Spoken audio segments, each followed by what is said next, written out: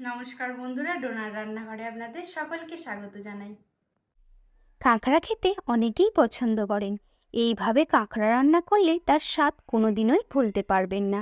এর জন্য প্রথমে কয়েকটা কাঁকড়া নিয়ে সেগুলোকে ভালো করে পরিষ্কার করে এইভাবে টুকরো করে কেটে ধুয়ে রাখলাম। এরপর কড়াইয়ে তেল দিয়ে টুকরো করা আলুগুলোকে হলুদ এবং লবণ দিয়ে নরম করে ভেজে তুলে রাখলাম। এরপরে ওই তেলেই কাঁকড়ার পিসগুলোকে তুলে দিয়ে এবং ঘিটাকে দিয়ে লবণ হলুদ দিয়ে ভেজে তুলে রাখলাম। কড়াইয়ে 2 চামচ তেলে শুকনো লঙ্কা, তেজপাতা, গোটা গরম মশলা ফোড়ন দিয়ে মোটা করে কেটে রাখা পেঁয়াজ ভেজে তার মধ্যে 1 চামচ আদা রসুন বাটা, 1 চামচ হলুদ গুঁড়ো, 1 চামচ লঙ্কার গুঁড়ো, 1 চামচ কাশ্মীরি লাল লঙ্কার গুঁড়ো, 1 চামচ ধনে গুঁড়ো, হাফ চামচ জিরে গুঁড়ো, স্বাদ মতো লবণ, চিনি, টক দই দিয়ে তেল ছাড়া পর্যন্ত কষিয়ে তাতে ভাজা কাঁকড়াগুলো আলুগুলো দিয়ে নাড়াচাড়া করে 2 কাপ জল দিলাম।